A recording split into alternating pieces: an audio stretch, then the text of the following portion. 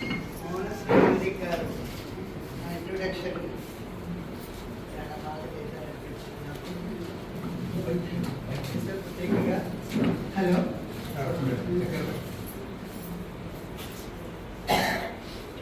సభలో ఉన్న సాహితీ సోదరీమణులందరికీ కూడా ఈ మహిళా దినోత్సవ సందర్భంగా శుభాకాంక్షలు తెలుపుతున్నాను. ఈ విధంగా మనం ఈరోజు కూర్చోవడానికి అవకాశం ఇచ్చిన మహిళా దినోత్సవాన్ని జరుపుకోవడానికి దాదాపు దగ్గర 100 సంవత్సరాలైంది. మహిళలంతా పోరాడి తమకు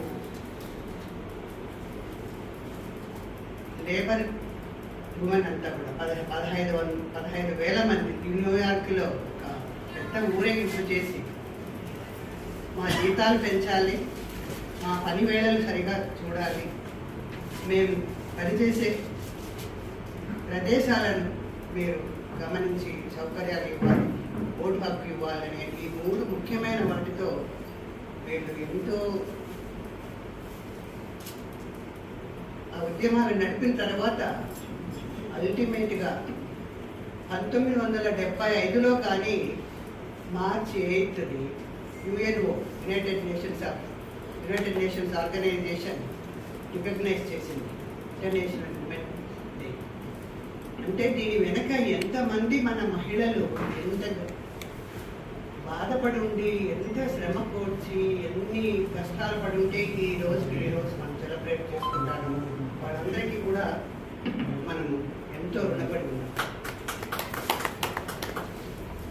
ఇంకొకటి, ఈ విధమైన ఆలోచనని, పోరాటము లేకపోతే కూడా ఇంతమంది మహిళలు కూడా ఇక్కడ మనం కూర్చోలేము.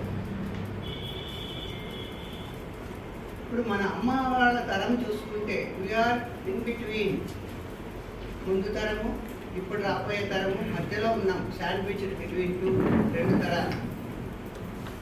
ఇది మనకు ఒక అవకాశం.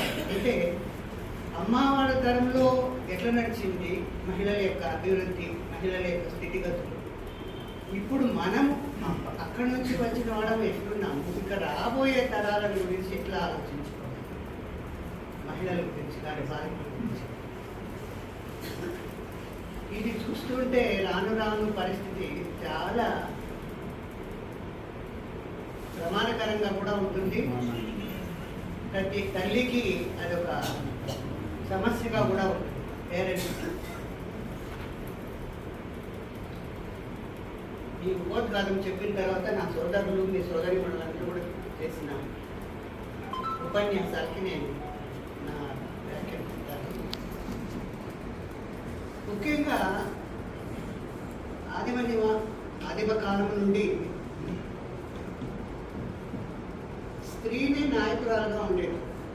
పురుషాధిక్య కాదు, స్త్రీయాధిక్య సమాజం ఉండేది. అంటే అప్పుడు తండ్రి గ్యారెంటీ లేదు కాబట్టి అమ్మాయినే ఆ సమాజానికి నాయకురాలుగా ఉండి తర్వాత ముందు వచ్చిన తర్వాత ఎప్పుడైతే ఈ వ్యవసాయము, ఆస్తి గురించి ఈ వ్యవసాయం మొదలు పెట్టారో అప్పుడు భూమి మీద ఆధిపత్యం తీసుకోవాలనే ఆలోచన మగవాళ్ళకు వచ్చింది. ఎందుకంటే they work in the farms, వాళ్ళు పొలాల్లోకి వెళ్ళి వర్క్ చేస్తారు. ఇంకా లేడీస్కి ఉండే మనకి మహిళలకు ఉండే అది అదృష్టం అని అనుకోవాలో, లేకపోతే అదొక వాళ్ళలో ఉండే ఆ బయోలాజికల్ క్రియ ఏంటి అంటే గర్భం దాల్చి పిల్లల్ని కనాలి. కాబట్టి నువ్వు ఇంటి దగ్గర ఉండి ఆ విధంగా ఒక కుటుంబాలు ఏర్పడ్డాయి. కుటుంబం అయితే ఎప్పుడు వెలుగులోకి వచ్చిందో అప్పుడు తల్లి, తండ్రి, కుటుంబము ఏర్పడినప్పుడు వ్యవసాయ పనులన్నీ కూడా బయట పురుషులు చేస్తుంటే పిల్లల్ని పెంచడము, వంట చేయడం ఇది ఉమెన్కి ఏర్పడింది. సో ఆ విధంగా మహిళా కుటుంబాలు, స్త్రీలు నాయకత్వం వహించిన గొప్ప వ్యవస్థ నుండి పురుషాధిక సమాజం తయారైంది. దాన్ని పురుషులు అడ్వాంటేజ్గా తీసుకొని అనుకూలంగా చేసుకొని ఆ ఆస్తులంతా కూడా వారిపైనే పెట్టుకోవడం, స్త్రీని సెకండరీ సిటిజన్షిప్ ఇచ్చారు, రెండవ పౌరురాలుగా తీర్చిదిద్దుకున్నారు. ఈ పురుషాధిక సమాజంలోనే ఈనాటికున్న ఆచారాలు, సాంప్రదాయాలు, వ్యవహారాలు, కట్టుబాట్లతో స్త్రీలని అణిచివేస్తూ వచ్చారు. చదువు లేదు, చదువు చెప్పించారు, ప్రపంచ జ్ఞానం ఉండదు. ఎందుకు? వాళ్ళు చదువుకొని ప్రపంచ జ్ఞానం వస్తే వాళ్ళు కూడా బయటకు వస్తారు, వాళ్ళు కూడా మనతో పాటు పోటీకి నిలుస్తారనో ఏవో అలాంటి సమాజంలో అదంతా కూడా మనం ఆ పురుషాధిక సమాజాన్ని ఎదుర్కొంటూ వస్తున్నాం. ఇక్కడ ఇంకొక పాయింట్ చెప్పాలి, పురుషాధిక సమాజం అంటే అందరు పురుషులు అట్లా లేరు. మరలా స్త్రీని ఉద్ధరణకు పాటుపడిన వాళ్ళందరూ కూడా ఎక్కువ మనం గమనిస్తే పురుషులే.